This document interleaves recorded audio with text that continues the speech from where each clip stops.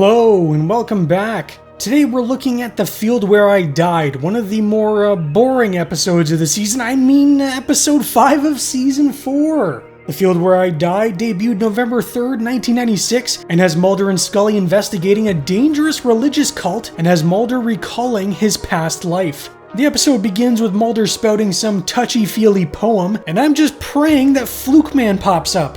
From here we go to the Temple of the Seven Stars, a very friendly religious cult that I think is being unfairly treated by the FBI. Now sure, they may have a stockpile of weapons, and children may be in danger, but they can't be that bad. The ringleader of the whole operation, Vernon Ephesian, seems to have jumped ship, but Mulder, using his spidey senses, might just know where he went. Out of heaven for my God. FBI! Oh no, they're about to consume mainstream media! No!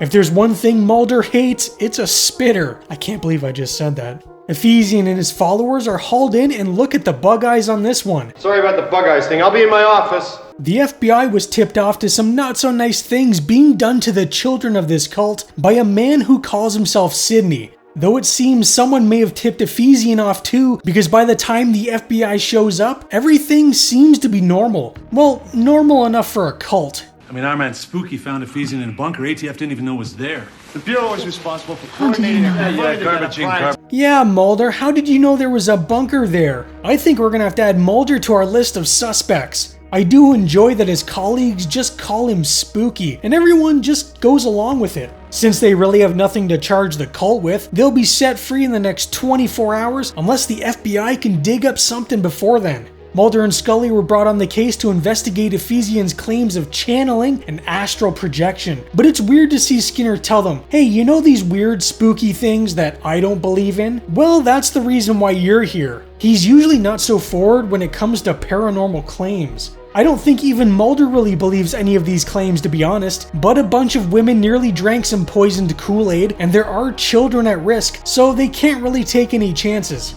They interview Ephesian, and he's really into this whole Wrath of God type stuff. You know, the apocalypse and what have you. And while he spouts all his doomsday prophecy, all I can think is how much Scully changed from season 1 to 4. The agents are worried that the informant Sidney may or may not have been killed by Ephesian, but Ephesian and his attorney both say that there is no Sidney, so case closed, I guess.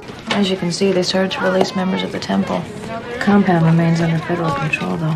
Members from the church are allowed to be set free as they really have no reason to be held anymore. But the agents still have Ephesian's 7 wives that they need to interview. Imagine having 7 wives, and what would happen if you forgot to pick up the milk and bread on your way home? The first wife to be interviewed is Melissa Rydell Ephesian, and I wish they would have picked a different name because it just makes me think of Scully's sister. Melissa puts on a brave face, but I'm not so sure she is really happy that Vernon has other wives, and even worse, has children with them. I'd have a tough time if my husband had so many children with other women.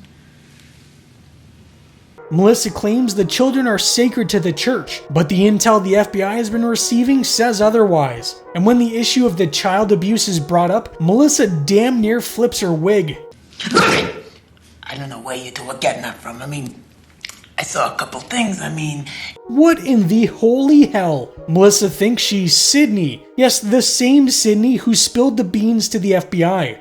Now, logically, like Scully, you're thinking this woman is a schizo and probably has multiple personalities or something. But Mulder, no, he thinks she's living out a past life. And why would he think this? Oh, because he just knew. Now, he might be onto something because her vocal patterns apparently did match those of Sidney. So at this point, he's all in on his past life theory. Mulder explains the multiple personality thing to Skinner, who just silently looks at him and then asks Scully if all of this could be a diversion to stall the investigation.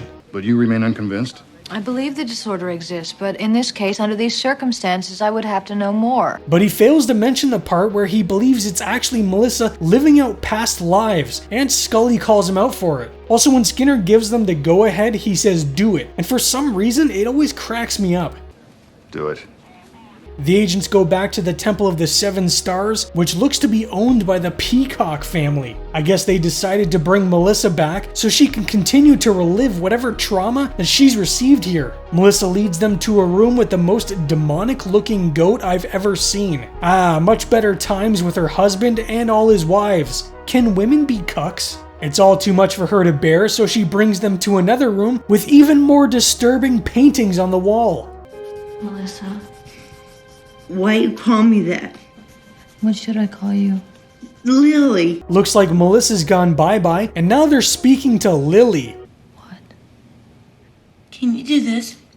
I actually can touch my nose with my tongue, and no, I won't show you. What am I, some dancing monkey? Lily lasts a good 10 seconds when Sidney decides to make his return. Imagine having to do an entire episode talking like this. Mulder makes mention of the guns, and this sets Melissa off on past life number 3542. She takes them out to the field and suddenly turns into a Southern belle, talking about the Civil War, I guess. I don't know, I'm Canadian. The only war I've ever experienced is fighting off a Canadian goose while going for a walk.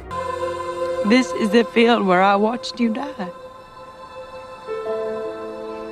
Oh, so this is the field. Well, that clears up everything. Mulder's response to Melissa claiming he died in this field is to contact a hypnotist so they can bring forth her past lives. We have to exploit this poor traumatized woman as much as possible. He then starts losing his damn mind because he believes 100% that this woman he just met saw him die in that field. Under hypnosis, she reveals a woman came into the church off the streets along with her son. Ephesian took the boy, separating him from his mother, claiming he was a prophet. Now, I don't know what goes on in the mind of someone who is so desperate that they'll join a weird cult, but the moment the cult leader decides they're going to take your child away, you get the f*** out of there and contact the authorities immediately. Vernon pulls him by his hair, pulls down his pajamas, and hit him. Alright, never mind the authorities, we're doing this the old-fashioned way. I say we grease this rat son of a bitch right now.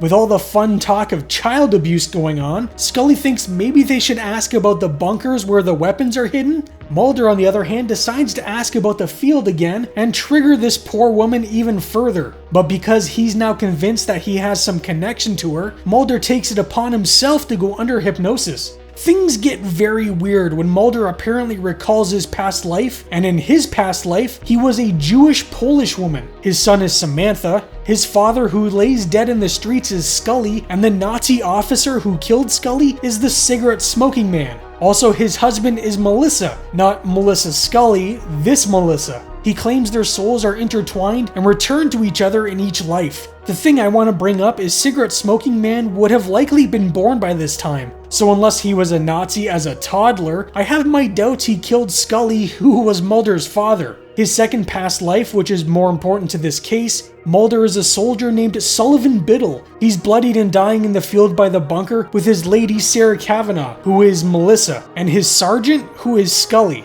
They should have called this episode The Field Where I Dumped Exposition.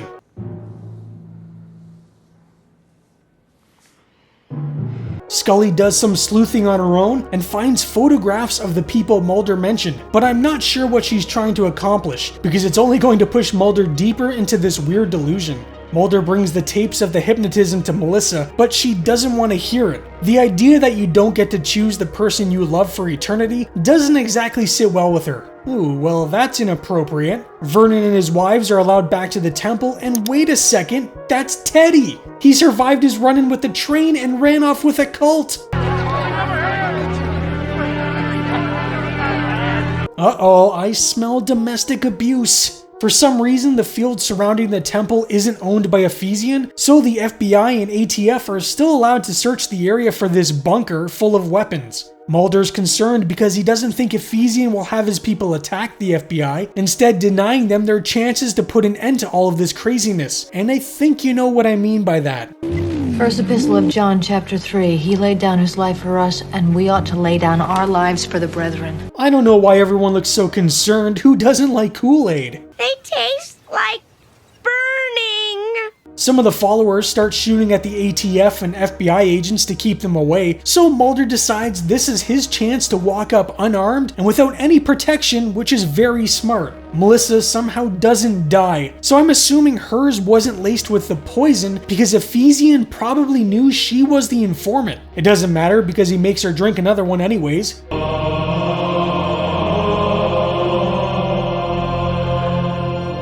Mulder doesn't arrive in time and Melissa dies before he can save her. The episode then ends where it started with Mulder reciting the poem.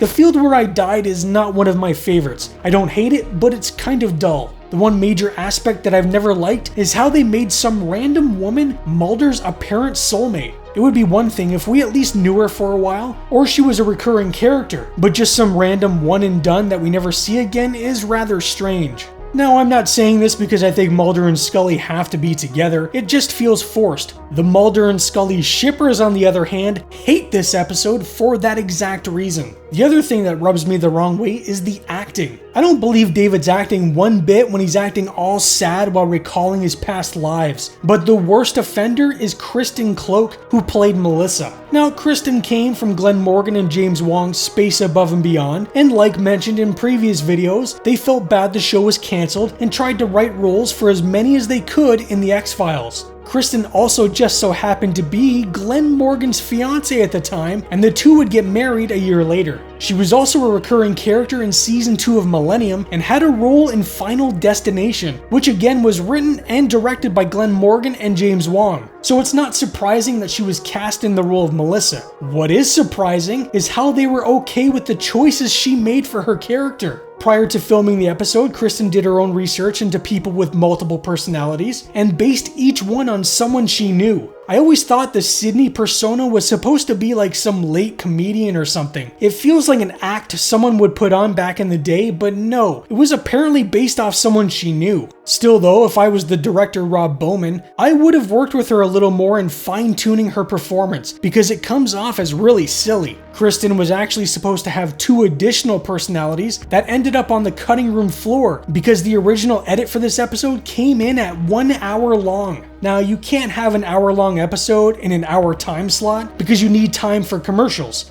So they removed 18 minutes of footage, including 2 entire personalities and most of the little girl Lily. You can find some of this footage in a deleted scene on the DVD and Blu-ray releases, but I don't think it was cut just for time restraints. I think it was also cut just because of how bad it was.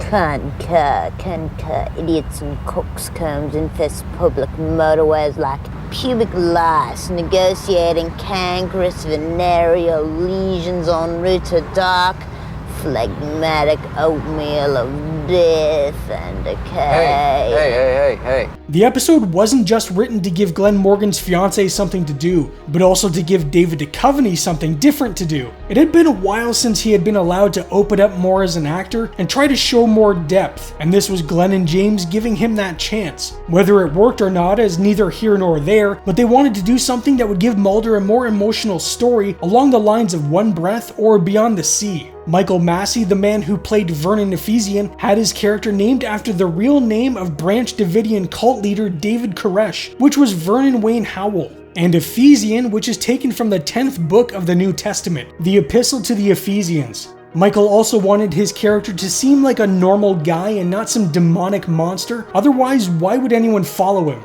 Sadly, he passed away October 20th, 2016, but at least he's at peace. Because you see, as it turns out, he was the actor who shot and killed Brandon Lee on the set of The Crow in one of the worst accidents to ever take place on a movie set. Michael played Fun Boy in the movie, and in the scene where he, along with a few others, are assaulting Brandon Lee's girlfriend, Michael fired a gun which had not been properly inspected prior to filming and ended up taking Brandon's life. It was of course an accident, but it was something that Michael carried for the rest of his life. Disgustingly, while researching, I discovered that the YouTube channel and popular mainstream entertainment reporter Extra had uploaded a clip from an interview the week of Michael's passing, where he talks about the accidental shooting of Brandon Lee. They knew if they just made a video talking about Michael's passing, very few people would have watched the video. So instead, they had to make it all about what happened some 30 years prior, just so they can profit. Look, I'm not against talking about awful things that have happened, but the move was obviously calculated to take advantage of the moment, and both men deserved better.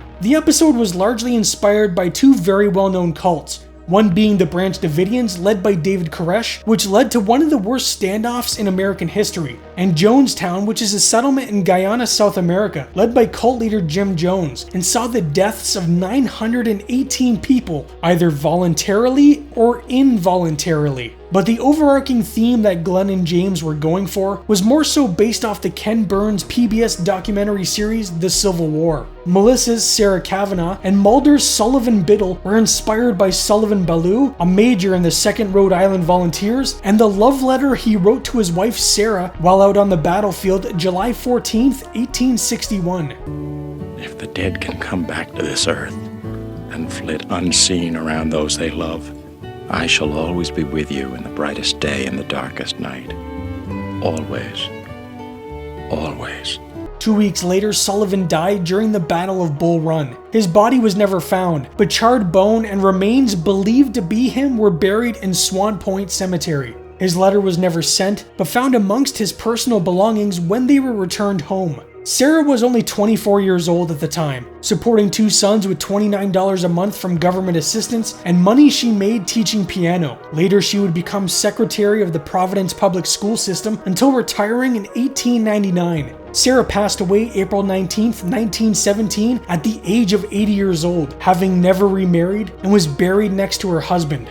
The love letter states that they will meet again, which Glenn and James interpreted for the episode as in another life, though it's probably more likely meant to be heaven. But regardless, the idea that 2 souls are connected to each other and will always find one another would become the overall theme of the episode. Does the episode land for me? Not really. And it doesn't seem to land for audiences much either, as it sits at 6.7 on IMDb. I'll probably rate it a 6, though I maybe would have gone with a 5. But after learning more about the meaning and what they were trying to achieve, I think I appreciate the attempt. Next up is a complete 180 as we go from a story of eternal love to one of pure cosmetic horror as Mulder and Scully investigate the deaths of patients undergoing cosmetic surgery and a case of possible witchcraft in the episode Sanguinarium. So what do you think of The Field Where I Died? I really want to know your thoughts because this is an interesting one. Anyways, that's all for today. I hope you're having a good week and stay spooky.